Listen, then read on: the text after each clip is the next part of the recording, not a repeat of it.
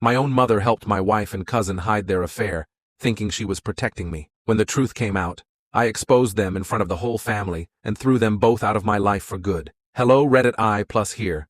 My name is Jonas Velasquez. I'm 41 years old, an offshore engineer who spent the better part of the last 3 years breaking my back in the Persian Gulf, building oil platforms under relentless sun and choking dust storms. I thought every sleepless night and every bone-deep ache was worth it.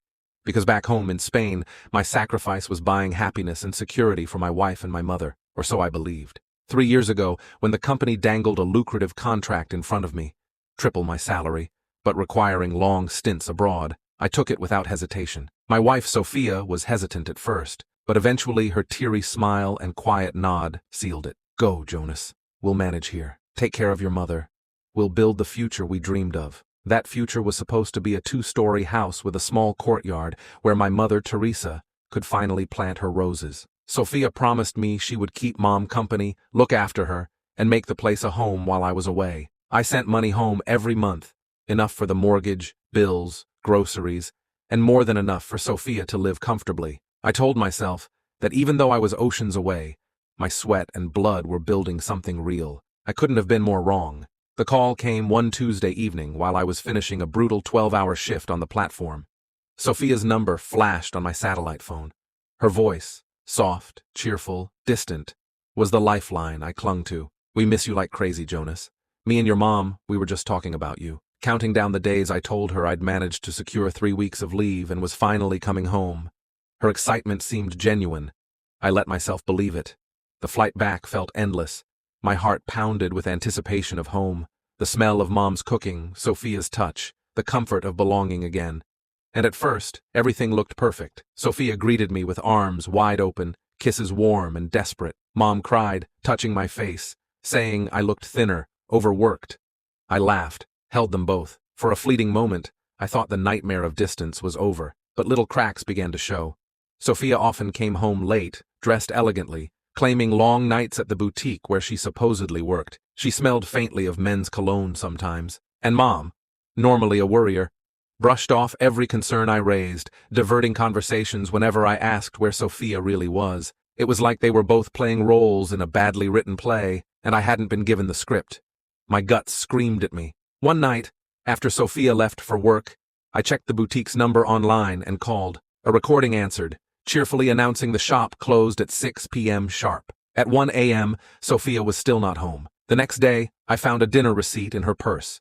2 entrees, expensive wine, at a restaurant downtown. I started doubting everything. Was it paranoia from years away, or was my entire life unraveling? Unable to sleep, I hired a private investigator, an ex-cop named Mateo Ruiz. Within days, he confirmed my fears. Sophia wasn't working late. She was meeting someone. The photos he sent nearly broke me. Sophia, laughing in a stranger's arms. Sophia, kissing him under a streetlight. Sophia, sliding into his car, her hand resting on his chest. Except the man wasn't a stranger. It was Diego, my cousin. The same Diego I'd grown up with, shared holidays with, defended when others in the family called him lazy or unreliable. He had no real job, no stability, always a parasite drifting from one failed scheme to another. And now, he was in my bed, with my wife. As if that betrayal wasn't enough, Mateo dug deeper. He discovered that Mom wasn't just aware, she was complicit. The footage from the hidden cameras I had installed years ago made it undeniable. One clip showed Sophia draped over Diego in the study, drinking my whiskey, while Mom walked in carrying snacks. She smiled, patted Diego's shoulder, and quietly left them alone. Another clip showed them in the living room. Sophia curled up against Diego, while Mom sat nearby, not even pretending to disapprove. The PI's report revealed the rest. Diego had been giving Mom small cash payments, hush money, bought with my own salary that Sophia funneled his way. My mother, the woman I worked half my life to support, had sold me out for scraps. It wasn't just betrayal, it was annihilation. I didn't confront them immediately. What good would shouting do? Tears, excuses, gaslighting. It would be 3 against 1, number. I wanted truth laid bare, and fate handed me the perfect stage. The Velasquez family, my father's side, was gathering that Sunday to celebrate my grandparents' 60th wedding anniversary. Everyone would be there. Dozens of uncles, aunts, cousins, including Diego, including Sophia, including Mom. The stage was set. That Sunday, my grandparents' villa buzzed with joy. Children ran across the courtyard, laughter filled the rooms, tables sagged under plates of paella and roast lamb. Sophia dazzled in a red dress, charming relatives. Mom floated from group to group, the doting matriarch. Diego laughed too loudly, the life of the party. When the cake was brought out and everyone gathered for speeches, I stood. My heart was stone, my voice steady. Before we honor my grandparents, I have something to show the family. I turned on the TV mounted in the living room and cast my phone's screen. Gasps filled the room. The first video played, Sophia and Diego kissing in my bedroom. Another clip, Mom walking in with a tray of snacks, smiling as if nothing was wrong. The silence afterward was deafening. Then came the murmurs. My uncles' faces twisted with disgust. My grandmother covered her mouth. My grandfather shook his head, muttering prayers under his breath. Sophia collapsed into a chair, sobbing, screaming. It wasn't what it looked like. Diego tried to bluster, but no one listened. Mom, she just stood frozen, pale and trembling, as her betrayal echoed louder than words. I spoke only once more. For 3 years, I bled myself dry so my wife and my mother could live in comfort. This is how they repaid me, with deceit, with betrayal, with Diego. And then I walked out. By nightfall, the family had cast Sophia and Diego out like lepers. Mom begged to explain, but no one wanted to hear. My grandparents ordered Diego never to set foot in their home again. Sophia went back to her parents' house, shunned. I filed for divorce the next morning, froze the accounts, changed the locks. As for Mom, I couldn't bring myself to cut her off completely, but I moved her out of my house and into a small apartment. Financial support, minimal. Contact, sparse. She had made her choice, and I had made mine. The hardest part wasn't losing Sophia or even Diego. It was realizing my own mother, the woman who raised me, had chosen betrayal over loyalty. That wound will never truly heal. But walking out of that anniversary gathering, hearing the whispers behind me, feeling the cold night air on my face, I knew one thing for certain. I was no longer their fool. It's been half a year since that day in my grandparents' living room when I laid bare the betrayal that had poisoned my life. 6 months since I watched my wife, my cousin, and my own mother crumble under the weight of truth they could no longer hide. Life has not been simple, but it has been cleaner. I moved back into the rhythm of my offshore job, but I negotiated shorter rotations. 3 weeks out, 3 weeks home. No more disappearing for years at a time. I wanted distance, but I also needed a tether, something to remind me I still belong to myself. The house I built with my sweat feels different now.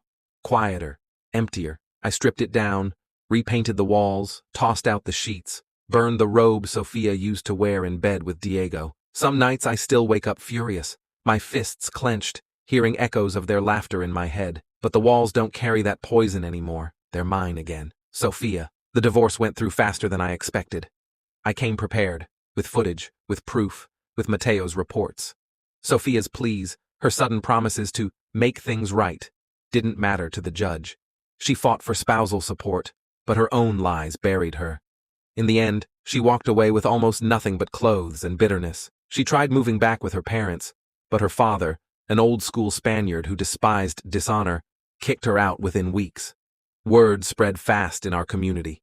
Cheating is bad enough, but cheating with a husband's cousin under his mother's nose? People whispered her name like a curse. Sophia drifted between friends' couches, trying to hold down a series of retail jobs. I heard she even tried to go back to that boutique she pretended to work late at. They didn't want her. Reputation follows you like a shadow. The last I heard, she was living in a rented room above a bar, sharing space with 2 other women barely making rent. She messaged me once, a rambling apology filled with, "I still love you," and, "Please forgive me." I deleted it without answering. Some words can't be swallowed back once spoken. Some betrayals cut too deep to ever heal. Diego. As for Diego, exile. The family washed their hands of him. My grandfather banned him from family gatherings. My uncles refused to lend him money again. He tried to defend himself, saying Sophia came to him first, but no one believed his excuses. Without Sophia's access to my income, Diego's lavish dinners and easy nights dried up quickly. His debts resurfaced, sharks knocking on his door. He tried a scam business in Barcelona, got caught, and was slapped with fines he couldn't pay. Rumors reached me that he's hiding out now, doing odd jobs in construction, looking 10 years older than his age. The same family he betrayed refuses to answer his calls. He went from golden-tongued charmer to a ghost people cross the street to avoid. Teresa, my mother. But my mother, that is the wound that still bleeds. After the anniversary disaster, I moved her into a small apartment 2 districts away. I pay her rent and basic expenses, but nothing more. No more extra comforts. No more gifts. She calls sometimes, her voice fragile, begging me to visit. I don't. She told me once on the phone, "I thought I was protecting you, Jonas. I didn't want you to know. I thought, if I kept the peace, it would pass. I didn't mean for it to go this far." Her words sting because they sound almost believable. Almost. But I saw her carrying trays of snacks into the room where Sofia and Diego laughed in my home. That wasn't protection. That was complicity. That was betrayal. The extended family treats her differently now, too.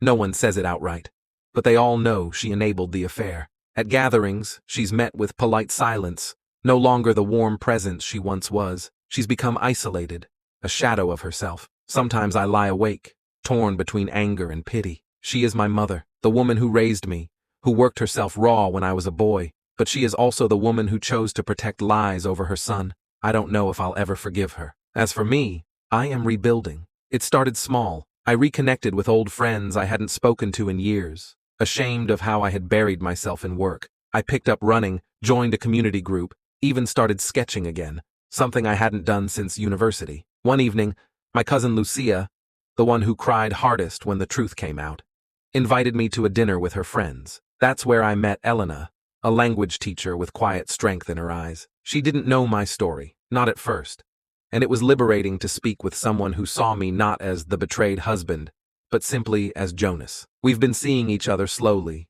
carefully. I don't rush it. She knows my scars, and she doesn't try to cover them. She just sits beside me, patient, steady. Sometimes that's all a man needs.